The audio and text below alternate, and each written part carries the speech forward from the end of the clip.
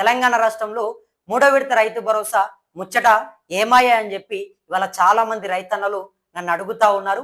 మరి ప్రభుత్వం నిజంగా సమాధానం చెప్పాల్సినటువంటి అవసరం ఉంది. ఎందుకంటే ఒకటో విడత రెండో విడత డబ్బులను వేసిర్రు, కానీ ఆ రెండు విడతల్లో కూడా ఎకరానికి వేసే ప్రయత్నం చేసిర్రు. మరి మూడో విడత డబ్బులని మాత్రం వేసే ప్రయత్నం చేయట్లేదు. ఎందుకో మరి ప్రభుత్వం కొంత నిర్లక్ష్యం చేస్తుంది అనిపిస్తుంది. రైతుల విషయంలో రైతులకు ఇవ్వాల్సినటువంటి మూడో విడత రైతు భరోసా డబ్బుల విషయంలో ప్రభుత్వం కొంత డీలా చేస్తుంది. ఎందుకంటే మరి మా దగ్గర బడ్జెట్ లేదు అది ఇది అని చెప్పేసి కొన్ని సామెతలు చెప్తుంది. అంటే మరి రైతులు ఏం కావాలి? ఇవాళ మొత్తం కూడా ఎండాకాలం పోతా ఉంది. ఇంకొక వారం 10 రోజులు అయితే వర్షాలు మొత్తం కూడా కురుస్తాయి. వర్షాలు కురుస్తున్నటువంటి నేపథ్యంలో ఇక పంటలు పెడతా ఉంటారు చాలా మంది కూడా. అంటే వాళ్ళందరూ కూడా ఎరువులు కానీ విత్తనాలు కానీ అన్ని కూడా తీసుకొని వచ్చే ప్రయత్నం చేస్తారు. మరి అటువంటి వాళ్ళందరికీ కూడా పెట్టుబడి కోసం డబ్బులు అవసరమైనటువంటి సందర్భం, చాలా కీలకమైనటువంటి సందర్భం ఇది. ఎందుకంటే రైతు భరోసా అనేదే రైతు పంట పొలంలో పెట్టుబడి పెడుతున్నప్పుడు ఎంతో కొంత ఆసరగా అండగా ఉండాలని చెప్పేసి ఇస్తున్నటువంటి పథకము. మరి ఇవాళ రైతులు మొత్తం కూడా పంటలని తీసుకునే ప్రయత్నం చేశారు. పంట పొలాల నుంచి అయిపోయింది, పంటలు పెట్టుడు అయిపోయింది, మళ్ళీ తర్వాత చేతికి వచ్చినాయి. ఇప్పుడు మళ్ళీ కొత్త పంటని కూడా ఇప్పుడు వర్షాకాలంలో పెట్టే ప్రయత్నం చేస్తారు. కానీ మూడో విడత పైన ప్రభుత్వం మాత్రం ఇప్పటికీ ఒక క్లారిటీ ఇవ్వలేదు. ఇప్పటికీ రైతులకు మరి ఒక పలానా తేదీన వేస్తాము, పలానా రోజు వేస్తామని చెప్పేసి చెప్పే ప్రయత్నం చేయలేదు. కానీ ఇస్తాము, రైతులకు అండగా ఉంటాము, ఇది ప్రజాప్రభుత్వం అని చెప్పేసి కొన్ని సెంటిమెంట్ డైలాగులు, రైతులకు మద్దతుగా ఉన్నట్టు నటించేటటువంటి కొన్ని మాయ మాటలు ఇవన్నీ కూడా చెప్తుందంటూ కూడా కొన్ని ఆరోపణలు వస్తూ ఉన్నాయి. మరి ప్రభుత్వం నిజంగా ఇవాళ వేరే వాటికి కొన్ని లక్షల కోట్ల రూపాయలని ఖర్చు చేస్తుంది. కానీ రైతుల విషయంలో, అన్నదాతల విషయంలో ఇవాళ రైతు దేశానికి వెన్నెముక్క లాంటి వాడని చెప్పి మనం అందరం కూడా మాట్లాడుకుంటా ఉంటాము. సో అటువంటి రైతులకు మూడో విడత రైతు భరోసా డబ్బులు వేయండి అని చెప్తా ఉంటే రాష్ట్రం అప్పులలో ఉంది, మాకు అప్పు పుట్టట్లేదు, ఎవరు అప్పు ఇవ్వట్లేదు అని చెప్పేసి చెప్పే ప్రయత్నం చేస్తూ ఉన్నారు. మరి నిజంగా వేరే వాటికి డబ్బులు ఎట్లా వస్తూ ఉన్నాయి, వేరే పథకాలకు డబ్బులు ఎట్లా వస్తూ ఉన్నాయి, వేరే ఇంకా మీరు చేసేటటువంటి ప్రతి దానికి కూడా డబ్బులు ఎక్కడి నుంచి వస్తూ ఉన్నాయి? ఇవాళ ప్రజల సొమ్ముని రైతులకు పెట్టడానికి మీకు ఎందుకు ఇబ్బంది అవుతా ఉందంటూ కూడా పెద్ద ఎత్తున ప్రతిపక్ష పార్టీలు కూడా అడుగుతా ఉన్నాయి. అయితే కాంగ్రెస్ పార్టీ తెలంగాణ రాష్ట్రంలో అధికారంలోకి వచ్చిన తర్వాత రైతులందరికీ కూడా అప్పుడు ఏదైతే ప్రతిపక్షంలో ఉన్నప్పుడు చెప్పినటువంటి మాట మీ అందరికీ కూడా గుర్తు ఉండే ఉంటది. 15,000 రూపాయలు అధికారంలోకి వస్తే కేసీఆర్ ఇచ్చే 10,000 కాదు, మేము వస్తే 15,000 రూపాయలు ఇస్తాము, అదేవిధంగా రైతు బంధు కాదు కదా, రైతు భరోసా ఇస్తామని చెప్పారు. ఏం చెప్పారు? రైతు బంధు పథకం కాదు, రైతు భరోసాగా మార్చిస్తాము, అదేవిధంగా 10,000 కాకుండా 15,000 రూపాయలు ఇస్తామని చెప్పారు. మరి ఆ 15,000 ఏమైందయ్యా రేవంత్ రెడ్డి గారు అని చెప్పి అడుగుతా ఉంటే లేదు అప్పట్లో మాకేం తెలియలేదు, ఇప్పుడు వచ్చిన తర్వాత అప్పులు ఉన్నాయి, మిత్తులు కడుతున్నాం అని చెప్పి చెప్తా ఉన్నాడు. మరి తీరా చూస్తే సరే ఇచ్చినటువంటి 12,000 అయినా సరే సమయానికి పడుతున్నాయా? ఆ విడతలు మొత్తం కూడా వేస్తా ఉన్నారా? రైతులు నిజంగా ప్రభుత్వం పట్ల సంతోషంగా ఉన్నారంటే లేదు. రైతులంతా కూడా ప్రభుత్వం పైన ఆగ్రహంతో ఉన్నారు. రైతులంతా కూడా ఇట్లా వేడి మీద ఉన్నారు, బగ్గుమంటా ఉన్నారు ప్రభుత్వం పైన. ఎందుకంటా ఉన్నారు? రైతు భరోసా విషయంలో చాలా డీలే చేస్తుంది ప్రభుత్వం, కాలయాపన చేస్తూ ఉంది. రైతులంతా కూడా ఎదురు చూసి వాళ్ళ కళ్ళు కాయలు కాస్తా ఉన్నాయే తప్ప వాళ్ళ ఖాతా లోపల చిల్లి గవ్వ కూడా పడట్లేదు. ఎందుకు మరి ప్రభుత్వం ఇంత డీలా ఎందుకు చేస్తుంది, ఇంత నిర్లక్ష్యం ఎందుకు వహిస్తుంది? అంటే ఇప్పుడు రాహుల్ గాంధీ లేకపోతే ప్రియాంక గాంధీ లేకపోతే సోనియా గాంధీ ఎవరో వాళ్ళొకరు ఇక్కడికి వస్తే ఇప్పటికిప్పుడు మీటింగ్ పెట్టాలంటే కొన్ని లక్షల రూపాయలు కావచ్చు, కోట్ల రూపాయలు కూడా కావచ్చు, అవసరమైతే వాటికి ఏర్పాటు చేసుకుంటారు, అప్పటికప్పుడే డబ్బులు వస్తాయి. కానీ ఇక్కడ రైతులకు ఇవ్వడానికి డబ్బులు లేవట. కానీ తెరపైకి వచ్చి ఏం చెప్తారు? రైతులకు అండగా ఉంటాము, ప్రజాప్రభుత్వము, రైతు భరోసా మొత్తం 9,000 కోట్ల రూపాయలు విడుదల చేస్తామని చెప్పి చెప్తా ఉన్నారు. ఏం చేసిర్రు? మొదటి విడతలో 3,590 కోట్లు వేసిర్రు. దాన్ని సిద్దిపేట జిల్లాలోని నర్మెటలో జరిగినటువంటి ఆయిల్ ఫ్యాక్టరీ ప్రారంభోత్సవంలో ముఖ్యమంత్రి ఓపెన్ చేసిండు, విడుదల చేసే ప్రయత్నం చేసిండు. తర్వాత రెండో విడత డబ్బులని ఏదైతే జయశంకర్ భూపాలపల్లి జిల్లాలోని అక్కడ కాకారంలో జరిగినటువంటి ఒక బహిరంగ సభ, అది కూడా ఆ రోజు కేసీఆర్ ఇక్కడ జగిత్యాలలో జీవన్ రెడ్డి బీఆర్ఎస్ లో జాయిన్ అయ్యాడు కాబట్టి ఆ రోజు పెద్ద ఎత్తున బీఆర్ఎస్ సభ పెట్టారు కాబట్టి అప్పుడు కూడా రైతు భరోసా విడుదల చేయకపోతే విమర్శలు వస్తాయి అని చెప్పేసి కొంత కేసీఆర్ బయటకు వచ్చినటువంటి సందర్భంలో భయపడే రెండో విడత కూడా వేసిరని చెప్పి కొంత ఆరోపణలు పెద్ద ఎత్తున వచ్చినాయి ప్రభుత్వం పైన. మరి ఇప్పటికైనా సరే ఇవన్నీ పక్కన పెడితే మూడో విడత ఎప్పుడు వేస్తారు? ఎందుకు డీలా చేస్తున్నారు? ప్రభుత్వం దగ్గర బడ్జెట్ లేకపోతే అప్పు తీసుకురండి. రేవంత్ రెడ్డి గారు చెప్పినటువంటి మాటనే కదా ఇది. మన దగ్గర లేకపోతే అప్పు చేద్దాం, రైతుల కోసం ఇంత అప్పు చేయడానికి కూడా మనం ఆలోచించాల్సింది లేదు. రైతులని ప్రజాప్రభుత్వంలో ఇబ్బంది పెట్టము, రైతులకు అండగా ఉంటామని చెప్పి ముఖ్యమంత్రి గారే చెప్పారు. కానీ వాళ్ళ తీరా చూస్తే రైతులంతా కూడా పంట పొలాల దగ్గర వరాల పైన కూర్చొని ఎప్పుడు పడతాయి రైతు భరోసా? ఎందుకు ఆలస్యం అవుతుంది? అసలు ఇస్తారా లేదా? చాలా మంది కూడా ఆందోళన చెందుతా ఉన్నారు. వాళ్ళకి కనీసం ఒక క్లారిటీ అయినా చెప్పాలి కదా! ప్రభుత్వం పైన బాధ్యత ఉంటది కదా! కనీసం క్లారిటీ చెప్పకుండా దాన్ని ఎక్కడనో తీసుకొని ఏదో 2 విడతలు ఇచ్చేసి అంటే 3 విడతలు ఇచ్చినామని చెప్పేసి అనుకుంటా ఉందా ప్రభుత్వం మరి? ప్రభుత్వానికి కనీసం రైతుల మాటలు వినబడట్లేదా? రైతుల కష్టాలు కనబడట్లేదా? ఎందుకంటే ఇవాళ ఎండాకాలం కూడా అయిపోయింది. ఇంకొక 4, 5 రోజులైతే వర్షాకాలం వస్తది. వానలు పడతాయి. మరి అటువంటి సందర్భంలో వర్షాకాలం వచ్చింది. ఇక వానలు పడతాయి. ఇప్పుడు మళ్ళీ విత్తనాలు తీసుకురావాలి, కొత్త పంటలు పెట్టాలి, ఎరువులు తీసుకురావాలి, కూలీలను పిలవాలి, ట్రాక్టర్లు తీసుకురావాలి పంట పొలాలకు. సో ఇవన్నీ చేపియాలంటే రైతుకు ఎంత ఇబ్బంది అవుతది? రైతులు అప్పు చేయాల్సినటువంటి పరిస్థితి కదా మళ్ళా. వేరే వాళ్ళ దగ్గర పోయి వడ్డీలకు, మిత్తులకు డబ్బులు తీసుకురావాలి కదా! బ్యాంకుల దగ్గర బంగారం, గింగారం కుదబెట్టి బ్యాంకుల దగ్గర డబ్బులు తెచ్చుకోవాలి కదా!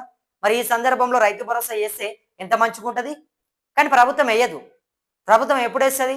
మళ్ళీ వాళ్ళ పంటలు చేతికొచ్చే సమయంలోనో, లేకపోతే ఇంకెప్పుడో ప్రభుత్వానికి బుద్ధి పుట్టినప్పుడు ఏస్తా ఉన్నది తప్ప, రైతులు కష్టాల్లో ఉన్నప్పుడు, రైతులు పంట చేస్తున్నప్పుడు ఏస్తలేదు. రైతులు ఇవాళ పంట పొలంలో కష్టపడుతున్నప్పుడు, చెమట చుక్క కారుతున్నప్పుడు, పెట్టుబడి వాళ్ళ జేబులో నుంచి ఓ రూ. 10 పెడుతున్నప్పుడు, అయ్యా మీకు ప్రభుత్వం నుంచి మీకు కూడా మేము ఇస్తా ఉన్నాము, డబ్బులు కొడతా ఉన్నాం మీ ఖాతాలోకి. సో మీరు అప్పులు చేసుకోకండి. మేము డబ్బులు రూ. 6,000 ఎకరానికి వేస్తా ఉన్నాము. వాటి ద్వారా పెట్టుబడి పెట్టండి. అప్పులు చేసి ఇబ్బంది పడకండి అని చెప్పేసి రైతులకు భరోసాగా ఉండాల్సినటువంటి ప్రభుత్వము, రైతులకు అండగా ఉండాల్సినటువంటి ప్రభుత్వము, మరి ఇవాళ కనీసం 3వ విడత పైన ఆలోచన చేయకుండా కాలయాపన చేస్తూ రైతుల గురించి పట్టించుకోకుండా ఎందుకింత నిర్లక్ష్యము, ఎందుకింత కక్ష పట్టుకుంది రైతుల పైన? రోజు రోజుకి కక్ష పెంచుకుంటే ఏమొస్తది? కొంత అప్పు చేయండి. కొంత అప్పు చేసి రైతులకు ఇవ్వండి. రైతు భరోసాని ఇస్తే ప్రభుత్వానికి పెద్ద జరిగేటటువంటి నష్టం ఏమి ఉండదు. ఉన్నటువంటి అప్పులకు ఇంకెంతో కొంత యాడ్ అయితది. కానీ రైతులకు ఎంతో అండగా ఉన్నట్టుంటది కదా! రైతు భరోసా 3వ విడత ఇస్తే వాళ్ళంతా కూడా ఇప్పుడు విత్తనాలు తెచ్చుకుంటారు, ఎరువులు తెచ్చుకుంటారు, పంట పొలాల లోపల పెట్టుబడి పెట్టుకుంటారు.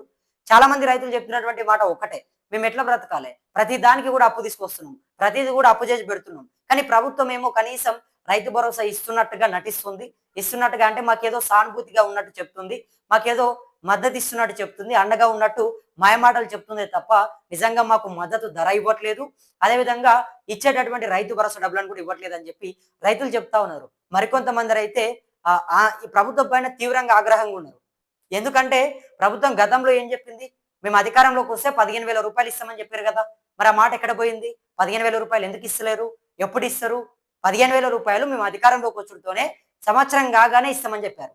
అప్పట్లో కేసీఆర్ ఉన్నప్పుడు రైతు భరోసా దేశంలోనే ఆదర్శంగా నిలిచింది ఆ పథకం. రైతు బంధు. మరి అటువంటి రైతు బంధు రూ. 10,000 ఇచ్చిన అన్నాడు కేసీఆర్. ఎకరాకి రూ. 10,000 సంవత్సరానికి ఇచ్చిండు. సో 2 విడతల వారీగా రూ. 5,000 వేసే ప్రయత్నం చేసిండు. మరి ఈనాడు రేవంత్ రెడ్డి గారు రైతు బంధు కాదు మేము రైతు భరోసా ఇస్తాము. ఆ 10,000 ఎవరి ముక్కులకు కూడా సరిపోవట్లేదు. ఏ రైతు కూడా అవి కనీసం దేనికి కూడా మందులకు గాని, ఎరువులకు గాని సరిపోవట్లేదు. మేము అధికారంలోకి వస్తే మా పార్టీ కనుక గెలిస్తే రూ. 15,000 ఇస్తాం రైతు భరోసా అని చెప్పి అన్నాడు. మేనిఫెస్టోలో పెట్టిర్రు. మరి 15,000 ఎక్కడ పోయినాయి? కౌలు రైతులకు రూ. 12,000 ఇస్తామన్నారు. అది కూడా దిక్కులేదు. ఇవాళ ప్రభుత్వం మొత్తం కూడా అడ్డగోలుగా హామీలు ఇచ్చేసి అధికారంలోకి వచ్చిన తర్వాత ఇచ్చినటువంటి హామీలని నెరవేర్చకుండా రైతు భరోసా విషయంలో 3వ విడత ఇవ్వాలి కదా! 3వ విడత ఎందుకు డిలే చేస్తుంది? ఎందుకు ఆలస్యం చేస్తుంది? ప్రభుత్వానికి వేరే వేరే వాటికి లక్షల రూపాయలు, కోట్ల రూపాయలు పెట్టడానికి ఉంటాయి. కానీ రైతులకు ఇవ్వడానికి ఉండవా? ఇవాళ రాహుల్ గాంధో, లేకపోతే సోనియా గాంధో, ప్రియాంక గాంధో వాళ్ళు ఎవరైనా వచ్చి హైదరాబాద్‌లో ఒక మీటింగ్ పెడితే లక్షల రూపాయలు, కోట్ల రూపాయలు కూడా అవుతాయి అవసరమైతే.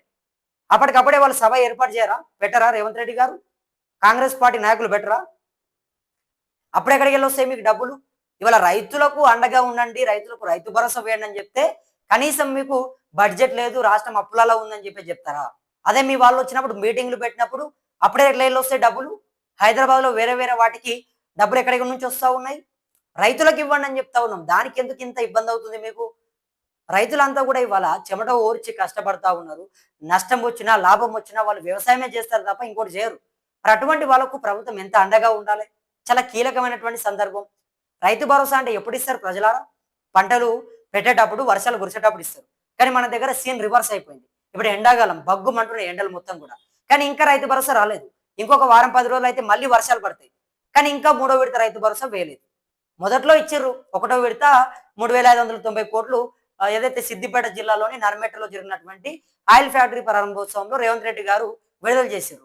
తర్వాత రెండో విడతని జయశంకర్ భూపాలపల్లి జిల్లా కాటారంలో జరిగినటువంటి బహిరంగ సభలో రెండో విడత ఇచ్చారు. సో దాన్ని కూడా ఎందుకు ఇచ్చారంటే ఆనాడు జగిత్యాలకు సంబంధించి జీవన్ రెడ్డి బీఆర్ఎస్ పార్టీలో జాయిన్ కావడము, కేసీఆర్ బయటకు రావడము, పెద్ద బీఆర్ఎస్ పార్టీ పెద్ద బహిరంగ సభ ఏర్పాటు చేయడంతో మరి కాంగ్రెస్ పార్టీకి ఏమైనా ఎఫెక్ట్ అవుతుంది కావచ్చు, కేసీఆర్ ఏమైనా మాట్లాడుతుంది కావచ్చు.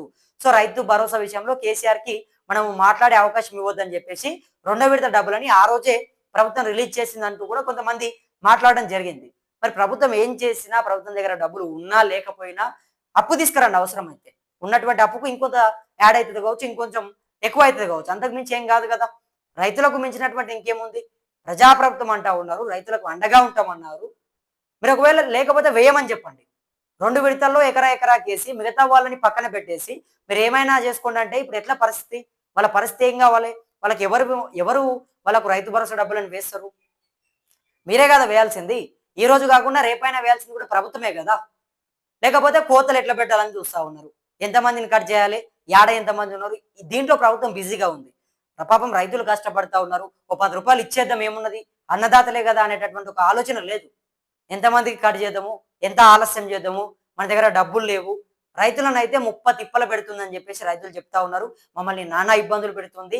ఈ రైతు భరోసా ఏందో గానీ ఈ విడతల పంచాయతీ పెట్టి చాలా అవస్థలు పడతా ఉన్నాం దీనివల్ల. అప్పుడు కేసీఆర్ ఉన్నప్పుడు ఒకటేసారి ఇట్లా బటన్ నొక్కితే రైతు బంధు పైసలు ఎన్ని ఎకరాలు ఉన్నా కూడా తక్కువ పడుతున్నాయి బ్యాంకుల. ఈనాడు రేవంత్ రెడ్డి గారు వచ్చిన తర్వాత ఈయన మొత్తం కూడా విడతల పంచాయతీ పెట్టిండు. అందులో కూడా మళ్ళీ 15,000 రూపాయలు ఇస్తానని కేవలం 12,000 ఇచ్చిండు. సో దాన్ని అయినా సమయానికి ఇస్తా ఉండంటే అది కూడా కనీసం మాకు వేయడం లేదని చెప్పి రైతులంతా కూడా మండిపడతా ఉన్నారు. మరి ప్రభుత్వం ఇప్పటికైనా ఆలోచన చేసి రైతు భరోసా విషయంలో కొంత చొరవ తీసుకొని కొంత డీలా చేయకుండా సీరియస్ గా రైతుల కష్టాలను గుర్తించుకొని రైతుల ఇబ్బందులని పట్టించుకొని, ఎందుకంటే తెరపైకి వచ్చి ప్రజాప్రభుత్వము అండగా ఉంటామని చెప్తా ఉన్నారు. సో ఆ డైలాగులు కాకుండా నిజంగానే రైతు భరోసా 3వ విడతని వేయండి అంటూ కూడా రైతులు చెప్తా ఉన్నారు. సో మరి ఇప్పటికైనా రైతుల కష్టాలని గుర్తించుకుంటుందేమో అని మనం అనుకుందాము. సో మీరేమనుకుంటా ఉన్నారు? రైతు భరోసా అదేవిధంగా రైతు బంధు 2 పథకాల్లో ఏది బాగుంది? కేసీఆర్ పాలన ఎట్లా ఉంది? రేవంత్ రెడ్డి పాలన ఎట్లా ఉంది? కింద కమెంట్ బాక్స్ లో కమెంట్ చేసే ప్రయత్నం చేయండి. అదేవిధంగా మన ఛానల్ని ప్రతి ఒక్కరు కూడా సబ్స్క్రైబ్ చేసుకోండి. ఇంకా మీ గ్రామంలో కానీ, మీ గల్లీలో కానీ, మీ బస్తీలో కానీ ఎక్కడ మీకు ఎటువంటి సమస్యలు ఉన్నా కూడా మన దృష్టికి తీసుకొచ్చే ప్రయత్నం చేయండి. తప్పకుండా మీ అందరి తరఫున మీ అందరి వంతుగా రాష్ట్ర ప్రభుత్వాన్ని, నాయకులని, పాలకులని అందరినీ కూడా మీ అందరి తరపున మీ అందరి గొంతై ప్రశ్నించడానికి ఇక్కడ నేను సిద్ధంగా ఉంటాను. కాబట్టి మీకు ఏమైనా సమస్యలు ఉంటే నాకు కింద ఉన్నటువంటి నంబర్కి కాల్ చేసి చెప్పే ప్రయత్నం చేయండి, మాట్లాడదాం. అదేవిధంగా మన ఛానల్ కూడా అందరూ సబ్స్క్రైబ్ చేసుకోండి. మరో వీడియోతో మనం కలుసుకునే ప్రయత్నం చేద్దాం. ధన్యవాదాలు మిత్రులారా. నేను మీ కొత్తూరు రమేష్.